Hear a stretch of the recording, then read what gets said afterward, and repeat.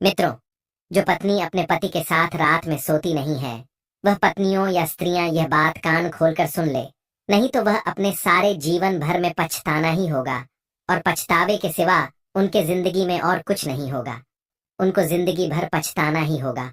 और जो स्त्रियां अपने पति के साथ शयन कक्ष में नहीं जाती और उनके साथ लेटती नहीं है और उनसे दूर रहते हैं, वह स्त्रियां इस वीडियो को शुरू से लेकर अंत तक जरूर देखें। और कुछ ऐसी स्त्रियां हैं जो अपने पति को अपने पास सोने नहीं देती हैं और अपने से दूर रखती हैं, अपने पति को अपने पास आने से रोकते हैं। उन स्त्रियों को जीवन भर पछताना होता है और उन्हें ऐसा पाप लगता है जो कि उन स्त्रियों को बर्बाद करके रख देता है। वैसे तो मित्रों, बताया जाता है कि पति और पत्नी को एक साथ में सोना चाहिए, लेकिन मित्रों, आप सभी यह बात सुनकर बड़े आश्चर्य में पड़ जाएंगे कि पति पत्नी को जरूरी है कि एक साथ में ही सोए। एक समय की बात है, भगवान श्री कृष्ण द्वारिका नगरी में विराजमान थे। द्वारिका नगरी अपने आप में अद्भुत थी। वहां का वातावरण अत्यंत मनोरम था और नगरी का सौंदर्य ऐसा कि कोई भी उसे देखकर मोहित हो जाए। हर दिशा में सुख शांति का अनुभव होता था। उसी दिव्य वातावरण में देवर्षि नारद जी द्वारिका पहुंचे। उन्होंने भगवान श्री कृष्ण के पास जाकर उन्हें साष्टांग प्रणाम किया और कहा, हे प्रभु, जब मैं आज पृथ्वीलोक पर भ्रमण कर रहा था, तब मैंने एक अत्यंत भयानक दृश्य देखा। मैंने देखा कि एक स्त्री जो पहले से विवाहित थी, किसी पराये पुरुष के साथ संबंध बना रही थी। यह देखकर मेरा मन अत्यंत विचलित हो गया। हे प्रभु, इसी के संदर्भ में मेरे मन में एक प्रश्न उत्पन्न हुआ है। एक पुरुष को किस प्रकार की स्त्री को चुनना चाहिए जिससे कि वह अपने जीवन में सुखी दाम्पत्य जीवन व्यतीत कर सके? प्रभु, कृपया इस प्रश्न का समाधान करें और मेरी जिज्ञासा शांत करें। देवर्षि नारद जी की बात सुनकर भगवान श्री कृष्ण मुस्कुराए और बोले, हे नारद, तुम्हारे इस प्रश्न का उत्तर मैं तुम्हें एक कथा के माध्यम से देना चाहता हूँ। इस कथा को ध्यानपूर्वक सुनो। यह सुनकर नारद जी ने हाथ जोड़ते हुए कहा, प्रभु, मैं आपकी कथा को ध्यानपूर्वक सुनूंगा और इसे सभी स्थानों पर सुनाऊंगा ताकि लोग इससे शिक्षा प्राप्त कर सकें। इसके बाद भगवान श्री कृष्ण ने कथा प्रारंभ की। प्राचीन समय की बात है। एक पराक्रमी राजा समरेंद्र सिंह अपने विशाल राज्य पर शासन करते थे। उनके पुत्र राजकुमार आदित्य सिंह अब युवा हो चुके थे। इस वजह से समरेंद्र सिंह उनके विवाह की तैयारी में जुटे थे। राजकुमार आदित्य सिंह बुद्धिमान, वीर और सभी गुणों से संपन्न थे, लेकिन विवाह को लेकर उनके मन में कुछ शंकाएं थीं। राजकुमार को यह समझ नहीं आ रहा था कि जीवन संगिनी के चयन में किन बातों का ध्यान रखना चाहिए। एक दिन जब राजा समरेंद्र सिंह ने आदित्य के लिए एक सुंदर और प्रतिष्ठित राजकुमारी का चयन किया, तो राजकुमार आदित्य के मन में अनेक प्रश्न उठ खड़े हुए। जब समरेंद्र सिंह ने विवाह की बात की, तो आदित्य ने गंभीरता से कहा, पिताजी, आपने मेरे लिए जिस राजकुमारी का चयन किया है, वह निस्संदेह उत्तम होगी, परंतु मैं यह समझना चाहता हूँ कि विवाह का सही निर्णय कैसे लिया जाए। मुझे इस विषय में अधिक ज्ञान नहीं है। राजा समरेंद्र सिंह ने अपने पुत्र की जिज्ञासा को ध्यान से सुना और उन्हें अपने सबसे विश्वसनीय मंत्री आचार्य वसुराज के पास भेजा। वसुराज धर्म, नीति और जीवन के विभिन्न विषयों के गहन ज्ञाता थे। आदित्य सिंह ने वसुराज से मिलने का निश्चय किया। अगले दिन वे राजसभा में वसुराज के पास पहुंचे और उन्हें प्रणाम किया। वसुराज ने आशीर्वाद देते हुए पूछा, राजकुमार, आप इतनी चिंता में क्यों हैं? कहिए, मैं आपकी क्या सहायता कर सकता हूँ? आदित्य ने कहा, मंत्री जी, मेरे पिताजी ने मेरे विवाह के लिए एक राजकुमारी का चयन किया है, लेकिन मैं यह जानना चाहता हूँ कि विवाह से पहले किन बातों का ध्यान रखना चाहिए। एक पत्नी में कौन कौन से गुण होने चाहिए? आचार्य वसुराज ने गहरी सांस लेते हुए कहा, राजकुमार, यह प्रश्न अत्यंत महत्वपूर्ण है।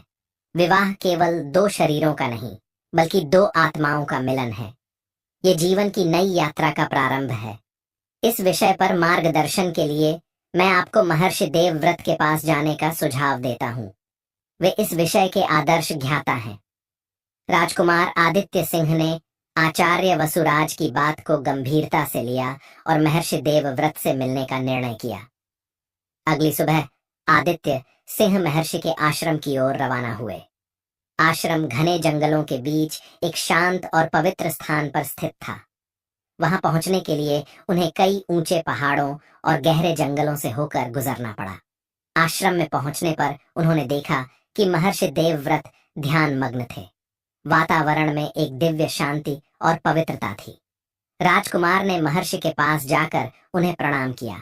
महर्षि ने अपनी आंखें खोलीं और मुस्कुराते हुए कहा, पधारो राजकुमार, कहो तुम अपनी राजधानी छोड़कर इतनी दूर मेरे पास क्यों आए हो?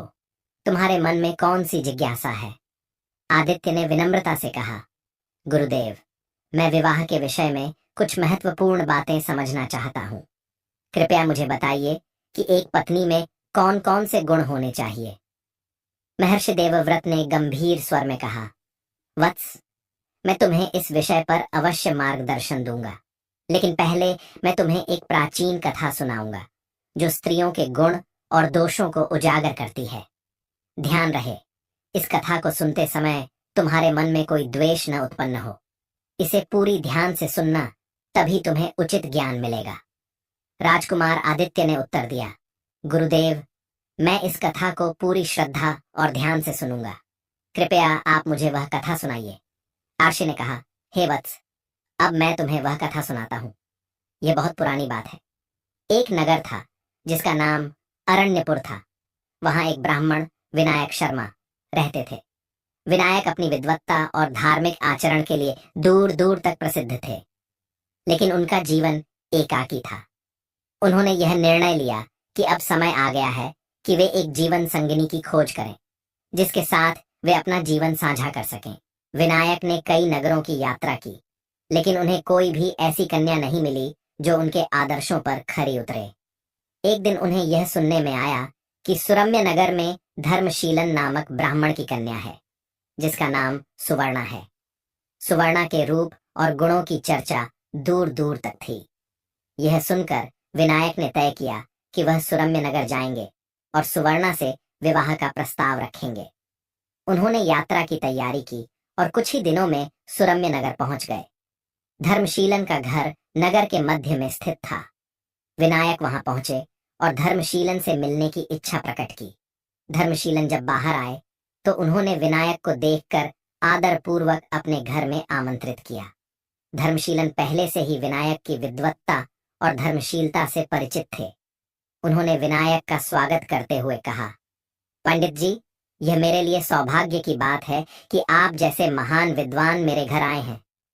विनायक ने अपने मन की बात कहने के लिए उपयुक्त समय का इंतजार किया।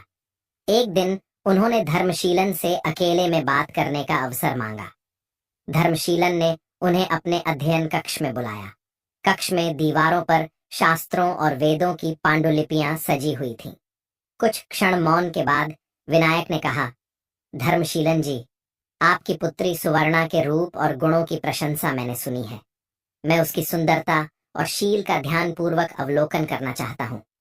मुझे लगता है कि वह मेरी जीवन संगिनी बनने के लिए योग्य है। मैं आपसे प्रार्थना करता हूँ कि आप मेरे प्रस्ताव पर विचार करें। धर्मशीलन ने विनायक की बातों को गंभीरता से सुना। वे पहले ही विनायक की विद्वत्ता और चरित्र से प्रभावित थे। उन्होंने उत्तर दिया, पंडित जी, आपकी तरह एक धर्मपरायण और विद्वान व्यक्ति का प्रस्ताव मेरे लिए अत्यंत सम्मान की बात है। मेरी पुत्री सुवर्णा वास्तव में रूपवती और गुणवान है। मुझे विश्वास है कि वह आपके साथ सुखमय जीवन व्यतीत करेगी। विनायक ने धर्मशीलन की सहमति को प्रसन्नतापूर्वक स्वीकार किया। विवाह की तिथि निर्धारित कर दी गई। कुछ ही दिनों बाद सुवर्णा और विनायक का विवाह संपन्न हुआ।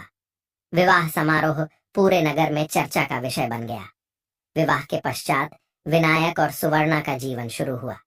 विनायक ने अपनी पत्नी को हर संभव सुख देने का संकल्प लिया। वे उसकी हर इच्छा पूरी करने के लिए तत्पर रहते। लेकिन समय के साथ विनायक को सुवर्णा के वास्तविक स्वभाव का पता चलने लगा। उन्होंने देखा कि सुवर्णा का स्वभाव अत्यंत आत्म केंद्रित और स्वार्थी था। वह कभी भी विनायक के साथ प्रेमपूर्ण व्यवहार नहीं करती थी। विवाह के कुछ ही दिनों बाद सुवर्णा ने विनायक को उनके नाम से पुकारना शुरू कर